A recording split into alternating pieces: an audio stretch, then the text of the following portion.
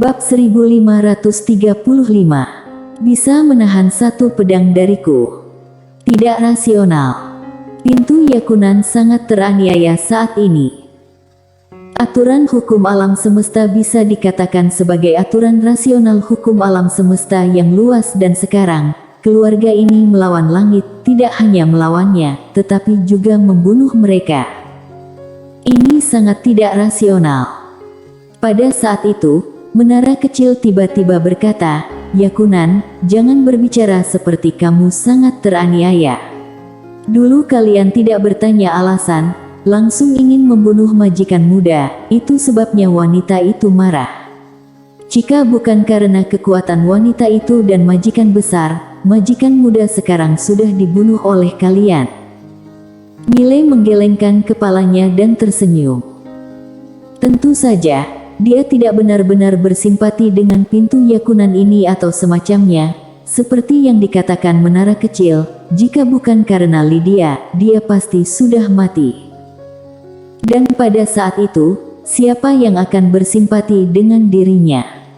Pintu Yakunan tiba-tiba berkata, dia adalah sumber dari segala bencana. Jika dia tidak mati, masalah ini tidak akan berakhir. Menara kecil memarahi, "Bodoh. Kalau majikan muda mati, kakak Destiny itu akan menggila. Sekali dia menggila, jangankan kalian, bahkan majikan besar dan bos kultivator pedang tidak bisa menghentikannya. Saat itu, semua orang akan mati." Pintu Yakunan memandang dingin menara kecil. Dari dulu hingga sekarang, tidak ada yang benar-benar tak terkalahkan. Menara kecil melompat dengan marah, "Bodoh." Dia tahu betapa mengerikannya wanita itu. Saat menggila, wanita ini lebih menakutkan daripada majikan besar. Majikan biasanya tidak bertindak sembrono, tapi wanita itu bisa bertindak sembrono kapanpun. Terlebih lagi, di mata wanita itu, kecuali kakaknya, semua orang tidak berbeda dengan orang mati. Di antara ketiga pedang itu, dia yang paling acuh tak acuh terhadap kehidupan. Di dalam menara, mata pintu Yakunan perlahan tertutup. Meski tidak pernah berkontak langsung dengan wanita bergaun polos, dia juga tahu wanita bergaun polos sangat kuat. Jika tidak kuat, maka tidak akan membiarkan aturan hukum bencana muncul sendiri untuk memancingnya pergi. Bukan hanya wanita bergaun polos, tapi kultivator pedang yang dia temui sekarang ini juga kuat. Dia belum pernah melihat kultivator pedang yang begitu kuat. Namun, aula dewa alam semesta tidak ada jalan mundur. Sama seperti di dunia biasa, jika seseorang memberontak, apakah kaisar punya jalan keluar? Pejabat bisa menyerah, tetapi bisakah kaisar menyerah? Di langit berbintang, Mile terdiam. Dari mulut Yakunan, dia belajar banyak hal. Harus dikatakan, hatinya sangat rumit saat ini. Pada saat ini, dia tiba-tiba menyadari Lydia telah melakukan banyak hal untuknya, tetapi Lydia tidak pernah mengatakan apapun padanya. Mile melihat ke kedalaman langit berbintang, jejak kerumitan muncul di matanya. "Lydia, bisakah kamu mendengarku?" Di langit berbintang tertentu yang tidak diketahui, seluruh langit berbintang berwarna merah darah. Di kedalaman langit berbintang itu, ada jembatan tak berujung. Setelah diperiksa lebih dekat, seluruh jembatan terbuat dari tulang. Dan di bawah jembatan, ada lautan darah. Jembatan dari tulang. Darah sebagai laut.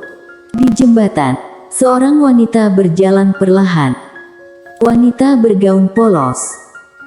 Seolah merasakan sesuatu, wanita bergaun polos berhenti tiba-tiba. Dia sedikit memiringkan kepalanya, dan setelah beberapa saat, sudut mulutnya sedikit terangkat. Senyum ini membuat langit berbintang menjadi pucat. Pada saat ini, lautan darah di bawah jembatan tiba-tiba bergetar. Setelah beberapa saat, lautan darah mulai menggeliat, dan lambat laun, darah mulai berkumpul menuju jembatan. Setelah beberapa tarikan napas, seorang manusia berdarah muncul di depan wanita bergaun polos. Dan di bawah jembatan, lautan darah telah menghilang. Di antara alis manusia berdarah itu, ada karakter hitam kecil, kurungan. Manusia berdarah itu menarik napas dalam-dalam dengan rakus dan berkata, rasa kebebasan benar-benar menyenangkan. Wanita bergaun polos memandang manusia berdarah itu, tidak berbicara, tetapi terus berjalan.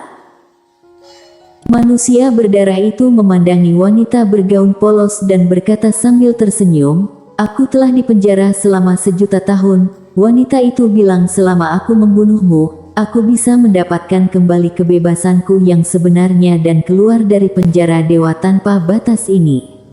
Aku tahu kamu sangat kuat, dan sangat sulit untuk membunuhmu, tetapi tidak peduli seberapa besar kesulitannya, tidak sampai menentang langit, kan?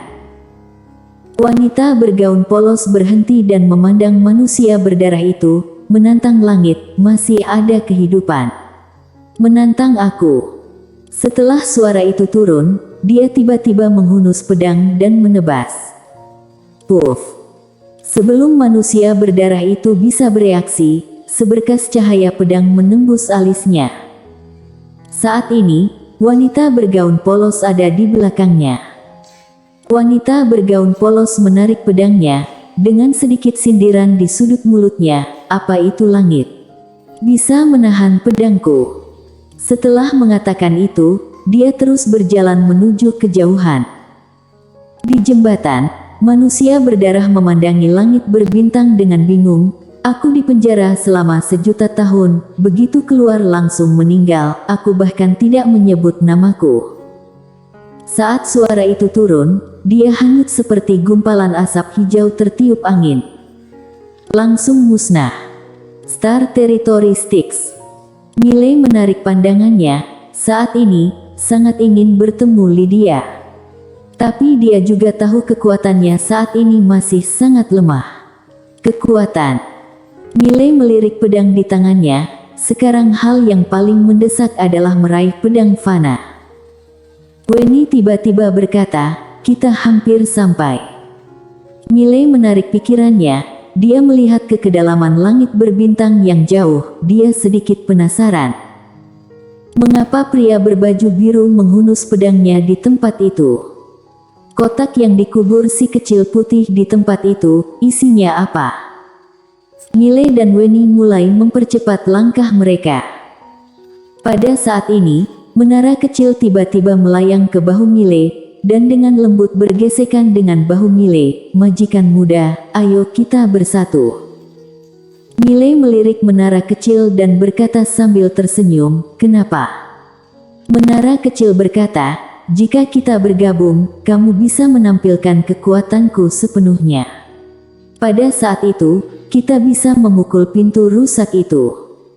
Miley menggelengkan kepalanya dan tersenyum, orang ini ingin berperang dengan pintu Yakunan. Menara kecil berkata lagi, menyatu tidak. Jika kamu bersedia menyatu denganku, aku bisa memberimu banyak harta karun yang ditinggalkan oleh majikan. Oh iya, ada darah Yana, darah yang dia tinggalkan saat dia terluka, bisa membantu kamu meningkatkan tubuh fisik. Darah. Miley tiba-tiba tergerak. Gadis kecil bertanduk itu sangat menakutkan, jika darahnya digunakan untuk melatih kembali tubuh fisik sendiri, paling rendah adalah tubuh fisik alam Guyi. Bahkan alam Eternity. Miley sedikit bersemangat. Menara kecil terus merayu, majikan muda, selama kamu setuju, aku bisa memberimu banyak harta karun. Miley menggelengkan kepalanya, sekarang tidak bisa. Menara kecil sedikit bingung, kenapa? Miley tertawa dan berkata, karena aku ingin mencapai pedang fana. Dia bersusah payah akhirnya berhenti mengandalkan objek eksternal, bagaimana dia bisa dengan mudah menggunakan objek eksternal itu lagi? Dia tahu, jika tubuh fisik mencapai alam Eternity dan membuka segel 2 macam garis darah, kekuatan tempurnya akan sangat menakutkan. Bahkan Weni bukan tandingannya. Dalam hal ini, alam Eternity seperti semut di hadapannya. Namun, dia benar-benar tidak mau bergantung pada hal-hal eksternal lagi. Setidaknya sampai pedang fana, dia tidak akan menggunakan benda eksternal. Menara kecil mendesah dengan suara rendah. Mile tersenyum dan berkata, "Tidak apa-apa, setelah pedang fana, kita akan bersatu mengalahkannya." Di menara penjara alam, pintu Yakunan mencibir, meledakkan aku. Dengan sifat tidak tahu malu dan murahan kamu, Mile. Saat ini, Weni tiba-tiba berkata, "Kita sudah tiba." Saat berbicara, dia berhenti. Mile juga berhenti. Dia melihat ke arah tidak jauh. Di kedalaman langit berbintang di ujung garis pandangnya, ada jurang besar di sana.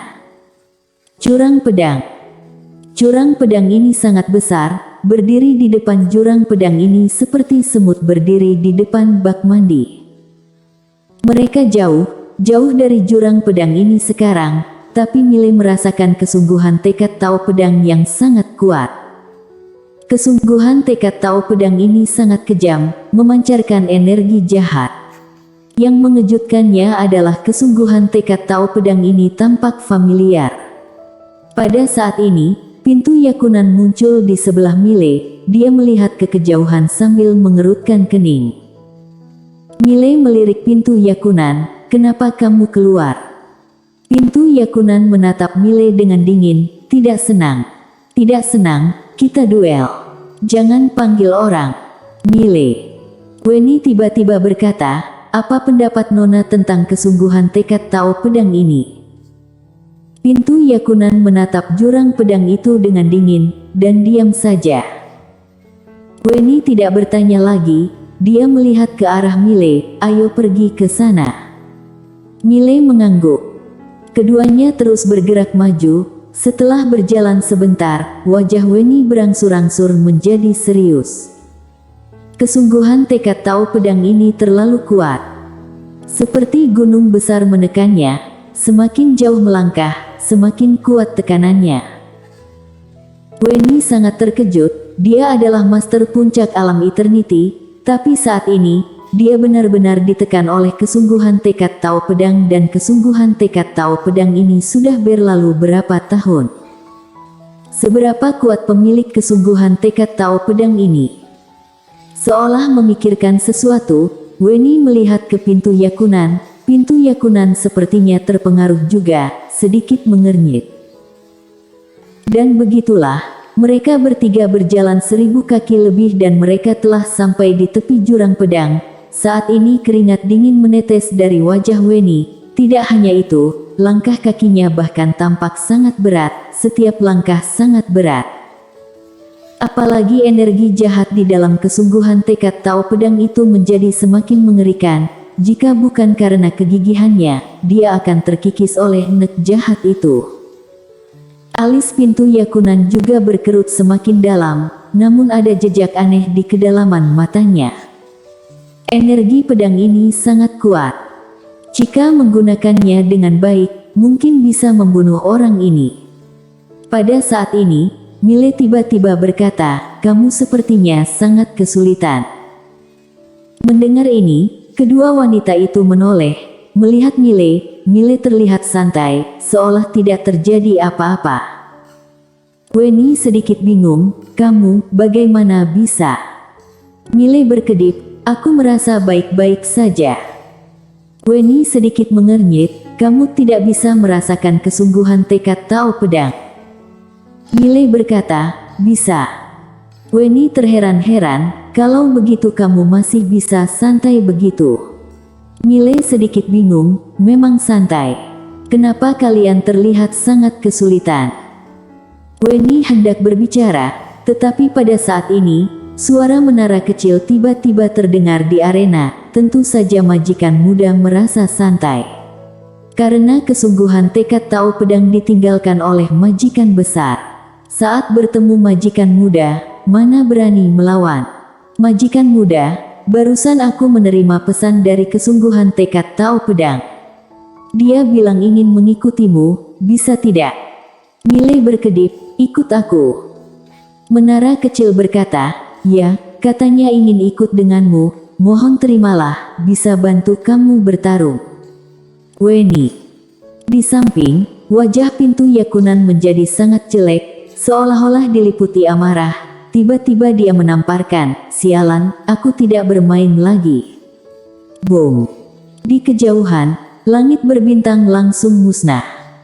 Dan dia kembali ke menara penjara alam.